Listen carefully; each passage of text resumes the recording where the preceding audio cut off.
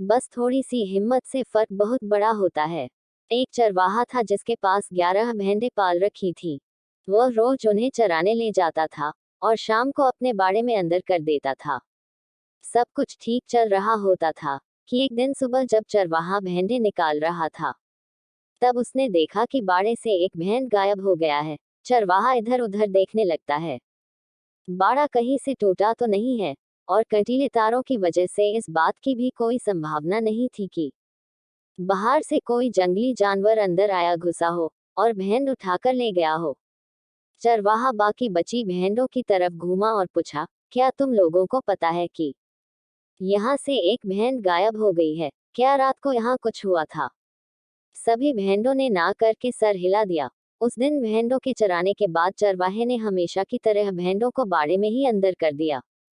अगली सुबह जब भेड़ चरवाहा आया तो उसको और आश्चर्य हुआ कि आज भी एक भेड़ गायब हो गई है और अब सिर्फ 9 भेड़ें ही बची है। इस बार भी चरवाहे को कुछ समझ में नहीं आया कि भेड़ कहाँ गायब हो रही है। बाकी बची भेड़ों से पूछने पर भी कुछ पता ही नहीं चला। ऐसा लगातार होने लगा और रोज रात में एक भेड़ गायब हो जाती है। फिर एक दिन ऐसा हुआ कि बाड़े में बस 3 ही भेड़ें बची थीं। चरवाहा भी बिल्कुल निराश हो चुका था। मन ही मन वो इसे अपना ही कमजोरी मानकर सब कुछ भगवान पर भरोसा छोड़ दिया। आज भी वो उन भेड़ों की याद में बाड़े में अंदर करने के बाद मुड़ा और देखा। तभी पीछे से आवाज आई, रुको, रुको, मुझे अकेला छोड़कर मत जाओ, भेड़िया आज रात मुझे मार डालेगा।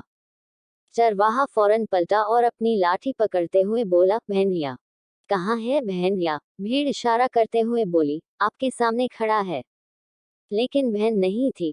भेड़ की खाल में भेड़िया था। जब पहली बार एक भेड़ गायब हुई थी तो मैं डर के मारे उस रात सोई नहीं थी। तब मैंने देखा कि आधी रात के बाद इसने अपनी खाल उतारी और बगल वाली भेड़ को मारकर खा गई थी।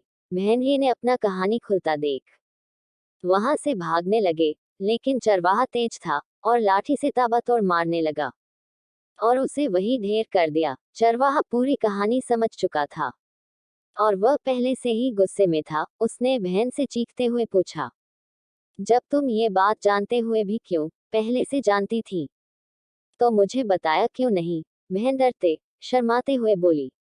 मैं उसके भयानक रूप को देखकर अंदर से डरी हुई थी। मेरी सच बोलने की हिम्मत ही नहीं हो रही थी। मैंने सोचा कि शायद 1-2 भेड़ खाने के बाद ये अपने आप यहाँ से चला जाएगा, पर उनके आदत हो गई और अब हमारे जान बचाने का मेरे पास एक ही उपाय था कि हिम्मत करके आपको बताना ही पड़ा। इसलिए आज मैंने आपसे सब कुछ बता दिया। चरवाहा बोला, तुमने ये कैसे सोच लिया कि 1-2 भेड़ों को खाने के बाद वो भेड़िया यहाँ से चला जाएगा? भेड़िया तो भेड़िया होता है, वो अपनी आदत नहीं बदल सकता है, घास नहीं खा सकता। जरा सोचो, तुम्हारी चुपचाप रहने के कारण कितने अच्छे अच्छे भेड़ों की जान ले ली। अगर तुमने पहले ही सच बोलने की हिम्मत की होती तो आज सब कुछ कितना अच्छा रहता। दोस्तों, जिंदगी में ऐसे कई कठिनाइयां आते हैं जहां हमारी थोड़ी हिम्मत में बड़ा फर्क मिलता है, लेकिन उस भेड़ की तरह हमें चुपचाप नहीं रहना चाहिए। बहुत से लोग तब तक चुप बैठे रहते हैं जब तक मुसीबत अपने कंधे पे नहीं आ जाती है। चलिए इस कहानी से हिम्मत लेते हुए हम सही समय पर सच बोलने की हिम्मत दिखाएं और अपने जीवन को बदलें। कैसी लगी हमारी इस कहानी हमें कमेंट बॉक्स में भरिए और चैनल को सब्सक्राइब जरूर कर लें। अगर इस कहानी को और लोगों तक पहुंचाने के लिए लाइक जरूर करें। धन्यवाद।